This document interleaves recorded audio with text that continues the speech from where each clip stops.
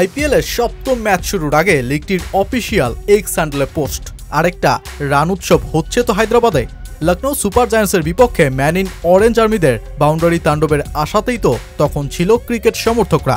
ময়দানটা যখন সেই হায়দ্রাবাদেরই, তখন তো ফের রাজস্থানের বিপক্ষে হায়দ্রাবাদি স্টাইলে সেই পারফরমেন্স দেখার স্বপ্নেই ছিল সবাই। কিন্তু এলএসজির বিপক্ষে রান উৎসবে মারতে এবার ব্যর্থ হলো দলটা।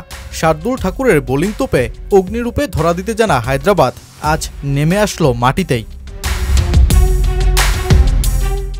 এবারের আইপিএলে নিজেদের প্রথম ম্যাচেই 286 রানের ইনিংসে জন্ম দেয়া হায়দ্রাবাদকে নিয়ে এবারও স্বপ্ন দেখেছিল অরেঞ্জ সমর্থকরা। লখনৌ সুপার জায়ান্টসের অধিনায়ক ঋষভ পন্থ টসে জিতে ক্ষুধার্ত বাঘের সামনে খাবারটাই তুলে দিলেন। প্রথমে ব্যাট হাতে পাঠালেন পেট কামিজদের, কিন্তু এবার হায়দ্রাবাদের লম্বা ইনিংসের স্বপ্নকে রুখে দিতে সফল। চ্যালেঞ্জ জানানো এলএসজি। গত আসরে দলটা দ্রুততম শুরুর অন্যতম কারিগর বনা অভিষেক শর্মা এবার ইনিংস বড় করতে হচ্ছেন ব্যর্থ। শার্দুল ঠাকুরের বলে এবার 6 রানেই আউট এই ব্যাটার। শার্দুল ঠাকুরের বিপক্ষে 24 বল মোকাবেলা করে অভিষেক 3 বারই হলেন আউট।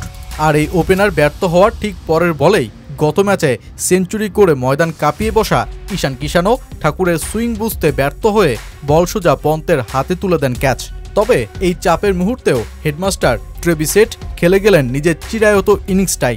দুইবার জীবন পাওয়া এই ওজি শেষ পর্যন্ত 28 বলে 47 রান করেই ফেরেন। দলের 3 গুরুত্বপূর্ণ ব্যাটার 76 রানেই ফেরায় চাপ বাড়ে হায়দ্রাবাদে। নীতিশ কুমার রেড্ডি ও হেনরি ক্লাসেন সেই চাপ কমানোর কাজ করলেও ইনিংস বড় করতে পারেননি। নীতিশ কুমার 32 ও ক্লাসেন থামেন 26 রানেই। তবে চমকটা দেখান অনিকেত ভার্মা। মাত্র 13 বলের ইনিংসে হাঁকিয়ে বসেন 5 ছক্কা। সবশেষ 36 রান নিয়েই তিনি ফেরেন ডাগআউটে, সাথে একটা রেকর্ডও করে যান। আইপিএলের মঞ্চে ত্রিশোর্ধ্ব ইনিংসে স্পিনের বিপক্ষে সবচেয়ে বেশি স্ট্রাইক রেটে ব্যাট করাদের তালিকায় অনিকেত এখন 4-এ।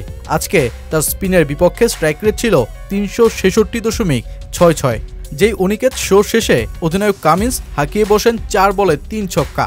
হায়দ্রাবাদের প্রত্যাশিত 200 কিংবা 250 প্লাস স্কোরের জন্ম আজকে না হলেও দলটা থামে 190 রানের ঘরে।